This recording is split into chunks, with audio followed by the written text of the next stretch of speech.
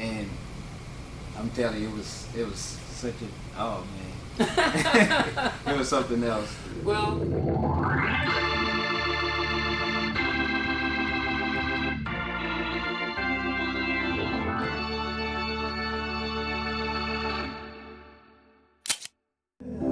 Cause that's what Jesus would do. Took a withered hand, made it whole, and then he showed compassion for the weary soul. Healed the blind so they could see. He made the lame man, made him walk like me. He takes the ordinary, change the necessary. He makes my heart feel better, cause that's what Jesus would do. That's what Jesus would do. Oh, that's what Jesus would do. Hey, that's what Jesus would do. Oh yeah, that's what Jesus would do. Oh yeah. hi folks, Jim Huss and Randolph Carter here at Keyboard Exchange International in the showroom here. And we've got a really great story to tell you, but I'll let Randolph do all the talking from this point on. Take it away, Randolph. Well, hello. I'm Randolph Carter, as everyone knows. I'm a staff member here at Keyboard Exchange International. I've been here for 7 going on 8 years, and it's been a pleasure working here. But today is a quick testimony. It's a testimony today.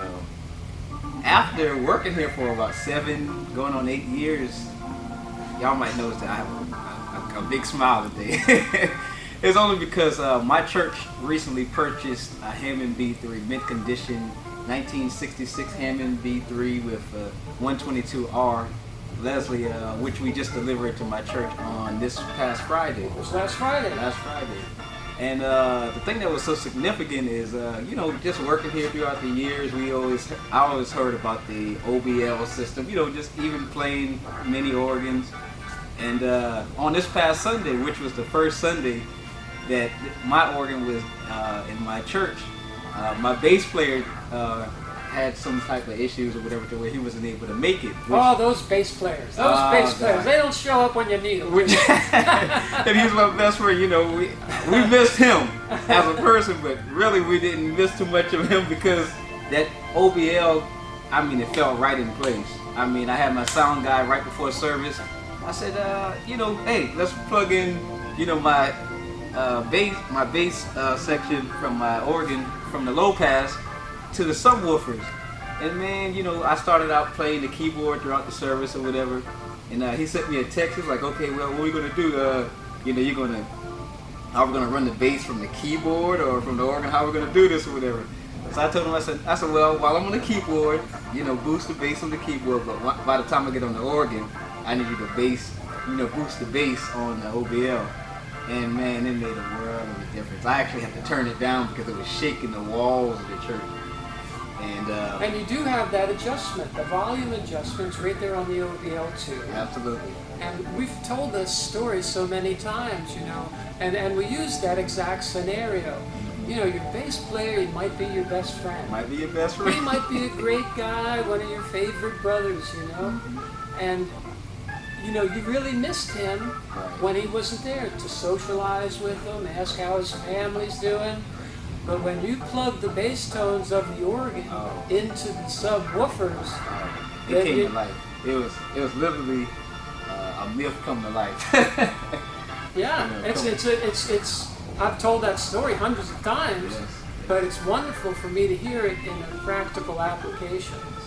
If your bass player doesn't show up, you plug the organ into the subwoofers or into the bass player's bass guitar amp. Yeah, actually what I did on Saturday, I had to play a funeral, and this was before this was before Sunday. I actually plugged right in to his bass amp for the funeral, and because my sound guy wasn't there to make those modifications that I needed for that service, and I'm telling you, it was such it was something else. Well, because we here, including you, at Keyboard Exchange International, thought about that scenario in advance. We're prepared. Like, generally I'll tell the story about, okay, if a church mouse gets in the Leslie and bites a wire and you get no sound at all, well, then you just plug into the overall output of the OBL. But if your bass player doesn't show up, and there are 2 outputs on the OBL, then you unplug and you plug into the bass line. So your bass pedals were there, and everybody's looking around saying, "Hey, where's the bass player?" Right. Oh yeah, exactly. And that's exactly what it is. It's a great tool, I would say, because just like Mr. Jim mentioned, it's not only a great tool for a diagnostic. Maybe your Leslie is not working, but if you plug right in, it's working perfect. You know that the issue is actually in the Leslie and not the organ. Absolutely correct. Well, that's a great story, Randolph. Thank you for sharing that. And we wish you and your congregation much blessing from this new instrument you've acquired. And just for some church pride right quick, New Life Church of God in Christ, we have the best organ on the East Coast right now. That's because my church is my organ. How did your people at the church, did anybody comment? Oh, my bishop, he recognized the difference. His brother, which is also a fine musician, he recognized it. They were like, "Oh wow." They gave me one of these, so I know he was on track. Okay, great. Well, thank you for sharing that with us, folks. All our B3s and C3s come complete with this special output we call the OBL2. It allows you to plug your bass tones into the subwoofers, or even as simple as a bass guitar amp. And there's also an overall output. If your Leslie fails at any given time, you use it like a spare tire on a car. The organist certainly would know there's no Leslie effect, but most of the people wouldn't even notice. So you don't drive without a spare tire. You don't play a B3 in a church without an OBL. Exactly. That's my philosophy. There you go. Well, God bless you all. Thank you for your time and attention. All right, here we are entering New Life Church of God in Christ, overseen by Bishop Derek Hutchins. We have just delivered the Hammond B3 to this wonderful edifice. And I think you all know who this young gentleman right here is. None other than Mr. Randolph Carter. Let me first start by saying, first of all, thank you, Mr. Jim. Thank you, Rodney, the Keyboard Exchange International staff. I'm elated. I'm just totally excited. Like a child in the candy store. Also, while I'm giving thanks, let me give thanks to Bishop Hutchins for entrusting me with the purchase of this beautiful 1966 Hammond B3 with a 122R. I've been working for Keyboard Exchange for going on, I believe, it's 7 going on 8 years at this point, and I've seen many beautiful instruments, many come through the doors of Keyboard Exchange International. But timing is everything. Timing is everything. Even during the pandemic, let me say, God has been blessing, and this is a blessing to me, first of all. And I know it's going to be a blessing here at New Life.